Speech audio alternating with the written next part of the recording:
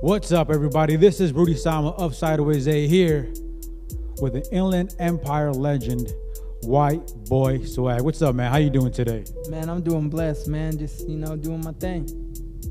So we got a couple questions regarding your music, man. It's fire, man. Your flow is incredibly fast. It's very technical. How did you come up with that?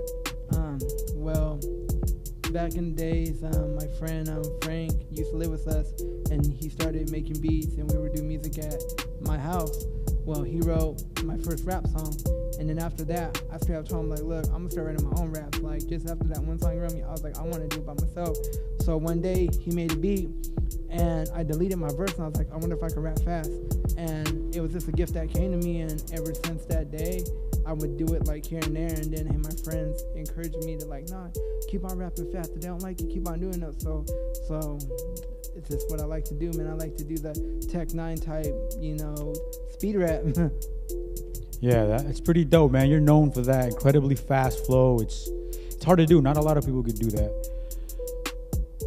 What do you say is your start in music? We know you have somewhat of a punk rock background. Yeah. How did that get going, man? Well, when I was younger, I told my dad, like, hey, man, I want to play drums. And he was like, but you quit karate. Like, how do I know if I buy you a drum set that you're going to stick to it? So he ended up giving in him, he ended up getting me a drum set. And from there, I just, practiced and got good at that.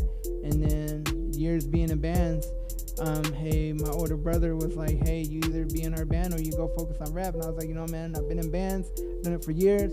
I want to go focus and be a hip-hop artist, and here I am now, and I'm doing this rap thing, but I got to thank my dad for it, because my dad allowed me to be a free spirit. He was one of them father figures that wasn't like, oh, you can't practice here, oh, music's not going to get you nowhere, you need to go to college. Nah, I was very blessed to have him let me do what I do now, and here I am to this day, still doing this music. Word, man. That family aspect of music, that support system it's a blessing. Like you said, not a lot of people are willing to encourage their kids into what some people may say is a risky type of business or industry to get in, Now, your name, White Boy Swag. It's a very original name, to say the least, man. Like, who gave you that, or did you come up with that, or? Well, I went from being White Shadow to MC Lovin', and then I was like, you know what, I'm gonna come with my own rap name. I'm tired of people giving me rap names. So I was just brainstorming, and I came with White Boy Swag, and a lot of people were like, why White Boy Swag? Because I'm white, and I act like a little boy still, and I have my own unique swag, I like dressing the way I want, I wear what I want, I'll freaking wear a Slipknot shirt and go on stage and rap music, and people look at me like I'm weird, but I don't care, this is who I am, this is who I want to be. I want to tell people out in the world that don't just do music, do what you want, do what makes you happy. If somebody says that don't look good on you, do it still, because if you let people control your life, then you're just going to be in this little box and you're not going to be happy. And you know me, man, I like living my life the way I live, and this is who I am, man, and I'm tend to stay this way till the day I die. That's real, man. I mean, that's fucking really dope.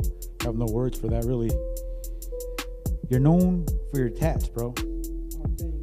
Like, locally, you may not understand this, but when people think of White Shadow, White Boy Swag, they think of some white dude with a sleeve. Yeah. What got you into getting tats, man?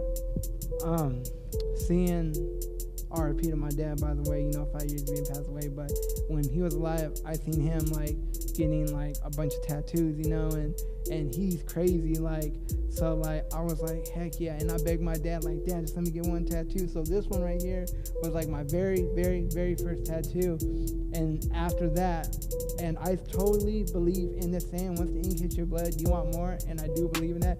So once I got this one, I ended up getting a tattoo in my lip, and from there, I just kept on going, and here I am today, all blasted, and I want to fill my whole body up and just keep my neck and my face clean. So that's my goal, is to just be super blasted. Shout out to my moms, by the way, for allowing me to get tattoos. And you know, even though for all you people out there that might be watching this, like, well, you're a grown man, but my mom allows me to be free spirit, and that's another thing. I just want to thank my mom too for allowing me to be who I am and not let me be somebody I'm not. You know, so I do gotta thank my mom in that part too. That's mad humble, man. I mean, facts are, you've been having these tats before all these younger kids started coming up with tats and rapping, you know, in a rock wave. You've done that before them, and it's not knocking them at all whatsoever. It's just, you know, you're original in that sense, bro, and it's fucking mad respectable. And I appreciate the interview, guys, and you know, and it's crazy because like I started off skateboarding, and I would skate every day, and I'm like, you know what, man, everybody's skating. I want to try something different. So that's when I got into music more. And then once I got into music, I swear, a lot of people on my block went and got a drum set, went and got a bass guitar, went and got a guitar, and like, oh, you know, like, let's do this. But they didn't take it like I'm taking it now. Like, I'm literally trying to make this rap thing a career. I'm trying to take my mama and give her a good life. I'm trying to give her the best life she has, because my mom has custody of my brother's baby, and my niece looks up to me. And it's funny because she inspired me to stop cussing in my music. She inspired me to want to be a different person. So when she grows up, maybe she'll want to go to college or something. You know, like maybe me being positive will rub off on her, and maybe she'll do something good, you know? It's always good to be a good influence to the people you love, and especially children, man. It's good to influence the youth in a positive way. Let's go on to an unrelated subject with that. You're a drummer. Right? Yes, I started out playing drums for years, man, and years, and I love Slayer, Slipknot, you know, I love metal, you know, I love punk rock, I love the Casualties, I like the Doors, I like the Dead Kennedys, man, I like everything, man. So yeah, yes, I'm a drummer. A lot of people don't know that, but I am. Did being a drummer and knowing how to play the drums, did that work itself into you making beats and, you know, stuff like that?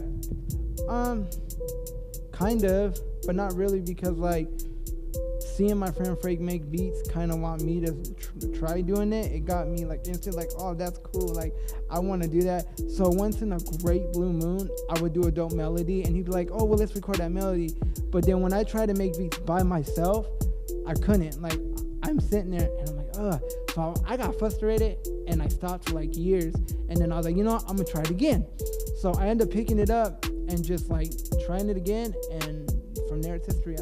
I've been producing my own beats now for about like 4 or 5 years now, and I love it.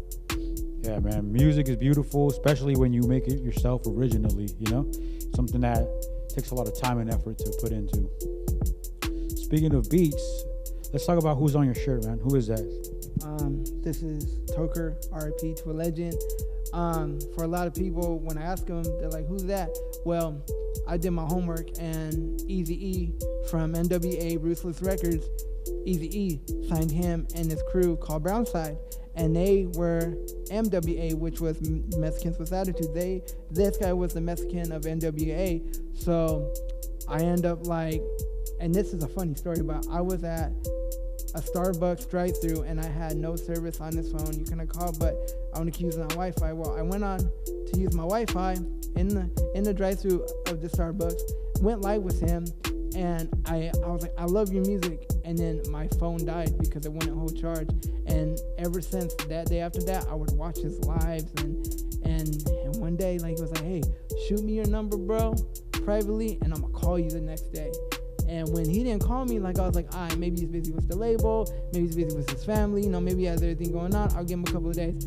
Well, I go on Instagram, and there's this photo, but I just added the 1966 to 2018, but I seen this photo, and I was like, nah, it can't be real. And yep, one of his ex-artists that was on his label said, yeah, he really passed away, and it really devastated me. So I just took Instagram live stream that was on YouTube of him talking about the rap game, and I sampled this one part, put it in the hook, and it fit perfect, and I did a song with him. And I just want to say that, like, if he would have called me, I think I would have been a part of his team, and I think my whole rap would have got bigger.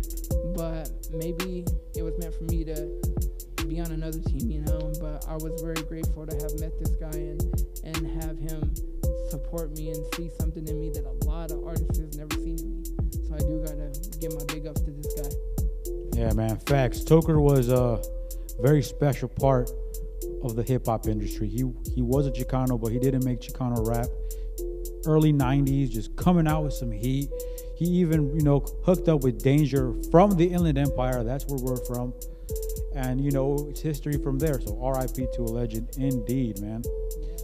So what do you got cooking right now, man? We're dying to know if you have something coming up. Well, I was going to do an album, but I kind of dropped that. So right now I'm working on a mixtape with all the beats produced by me.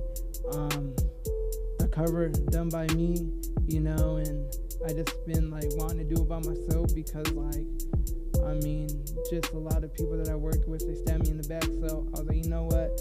I'm tired of people being lazy and just like, oh, I don't want to record right now or da da da. So right now I'm coming out with this mixtape called Welcome to California mixtape, produced by me. And I'm very excited to bring that out. It's going to be on iTunes, Amazon, Spotify, Google Play. I'm going to try to get it on iHeartRadio app. And then I'm going to try to get it on Pandora, Just like, go for your dream, man. But just be ready, man. Hey, my mixtape's dropping. I don't know when, because I don't know dates like that, like how these rappers, I'm not good into doing stuff like that. But just let you know that a mixtape is coming with all the songs and beats done by me. Sick, man. It's fucking dope. There's not a lot of rappers in this area, which is what you think. There's just not a lot of known rappers or rappers who have been seen. There's plenty of talent here in the Inland Empire, in all of Southern California and California in general. But how do you feel about being a part of this scene, about the Southern California Inland Empire rap scene it's just barely starting to take off? I love it, I love all hip hop, but the only thing I don't like about hip hop is that mumble rap, and I'm sorry, if people hate me and discriminate me for what I'm saying, but it's just me. I can't use auto-tune like that. I can't mumble rap songs. I want to be a real artist. I want people to hear my real voice. I want people to know this is my voice. I'm not going on a mic and changing it, Yeah, everyone has their own specific taste in music. Currently, I'll listen to whatever. I know a lot of people listen to whatever, but it's good to have integrity and good to have pride and distinct views on music, because, that's what makes music special and original. With that being said, my boy, any last words? Yeah, I just want to give a shout out to my dad and to my cousin David, because they were my influence that got me into music. When I was a kid, my cousin would always come over and play his guitar. And then, growing up, as I got older and I had my drum set, we used to always love to play Raining Blood by Slayer. Sorry about that, guys. But I do want to give a shout out to my dad, too, because he used to always bump his big old stereo and play Prince, Led Zeppelin. So they were my biggest influence, and the reason why that I got into music, and the reason why that I want to make it a career and not doing it as a hobby. So I just want to thank them, and I want to thank the Lord for letting me be alive, and letting me be here, because when I was a baby, I had heart surgery. I wasn't supposed to be here. So I just really want to thank God. And foremost, before the interview ends, I just want to let people know one of my goals is to be able to feed the people that can't have Thanksgivings or Christmases. I want to go to a Didi's and buy a girl or a kid that can't get a backpack. I want to buy them a backpack. I just want to give back to the community, man. People talk about my abilities and forgot it, and now I talk about the things that on my body. I'm one of the best in the game. Yeah, you don't want to start this, kiss me at my show, something you don't want to miss. Had the crowd going hard like eggs in the catfish, calling TV. Yeah, it's not a catfish, huh? Rather than the top of the fame. If you don't like, then get the heck out.